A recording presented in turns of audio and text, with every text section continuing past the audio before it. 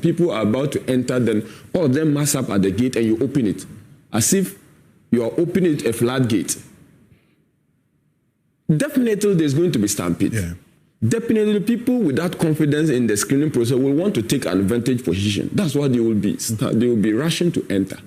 Definitely people who think that I have gone to this particular center and if I don't take time, I may sleep there for the next day, will be false. And when this happens, it's a survival of the fittest. And no wonder most of the people who are with the greatest of the ladies are by nature are not aggressive. Yeah. So the aggression probably from the males would probably overwhelm them. This overwhelming aggression from the male in that particular scenario would be a problem for the women. And when we're even serious, we just have to have a separate screening exercise for even male and women. Even if we are minded to ensure that, look, based on gender differences and based on different orientation and upbringing, and also probably some of them could be stereotypical, but they exist and persist within the society. So I think that the security protocol was bad, it was terrible, and whosoever is responsible for that should be burying his head in shame. But it also talks to the whole issue of employment for the youth. That for military alone, people who want to go into the military to be enlisted or to be recruited, over 21,000. That's Accra alone. 21,000 is just Accra. It tells us that we have a timing bomb. That if we don't do something about it, one day this country, the youth will turn this country upside down. And I think that we need to tackle unemployment with a very systematic policy framework. That even if it remains, fortunately we are having a constitutional review, if it must legislating it in a manner that will not let any government derail from it, consciously we must be thinking about that so that we can address a long-term issue about youth unemployment in the country. And I mean, talking about unemployment, the Ghana Statistical Service in 2024 said persons aged between 15 to 35 years, there are about 1.42 million of them who are jobless. That's in 2024. And then about 2 million youth considered idle in our country at the moment. So 1.42 million considered unemployed, 2 million youth considered idle. That's massive. Yeah, and even looking at even those, in those particular, not even the center across the country, the centers, how they even treat these young people in the recruitment. It's like they are already in the training, camp. People would dress, of course, you expect protocol, but they are sitting on the floor in the sun. Yeah. You are not for crying out loud. You are not actually training them. They are not criminals. They are not worried. They are not prisoners. They are young people coming to look for a job. And the only way you can accommodate them is to let them sit on the floor in the sun.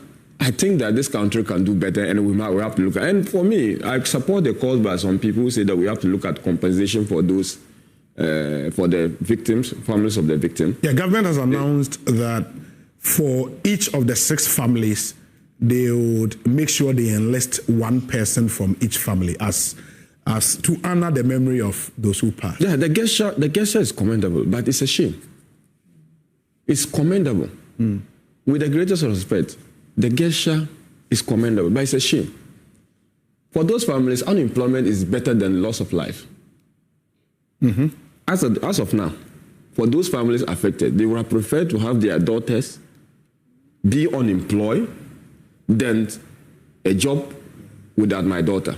But we have to commend the government for. But you see, Martin Amido also says something. I think that we have to find time to read his piece.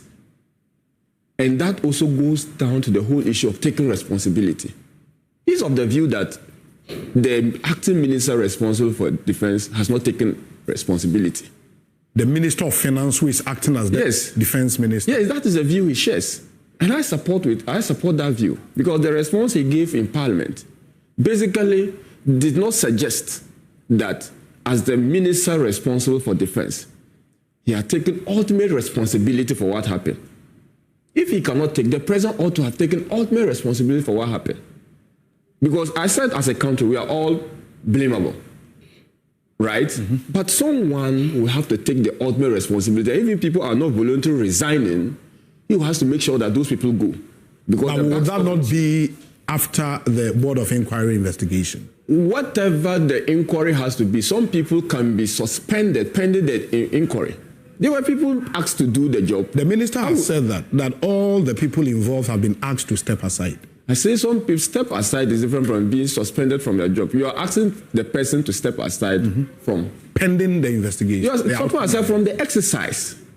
It's not that we've not been told that anyone has been asked to go home for negligence of duty. Pending the outcome of the result. We are just asking that those people who were doing the recruitment, as the veracity of that particular statement is even something we can establish. Those people who were in charge of the processes of the screening should step aside whilst we get different people. Is that the way to take immediate responsibility for what has happened?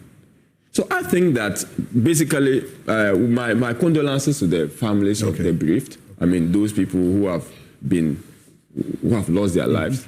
And I just wish that this thing would never repeat itself. In the past, we have had recruitment. It wasn't that it was the best. Past recruitment are not always the best, but we think that we should be improving. But as days goes by and years goes by, and we are rather retrogressing, and that we are not putting in any measure to improve on the welfare of our people, then the people we are leading will lose faith in us. Maybe I just hope not sooner. If it's going to happen very soon, I'm sure that this country will be difficult to govern. And I just, not with the greatest respect, the president will have to do more. That is my only daughter. Okay. So who are you going to replace with that? So there must be some other form of compensation directly to the people who have been affected. And I think that will not be enough, but it will serve as a solace for them to know that the state, Ghana, actually came to their aid and sympathized with them in their difficult times.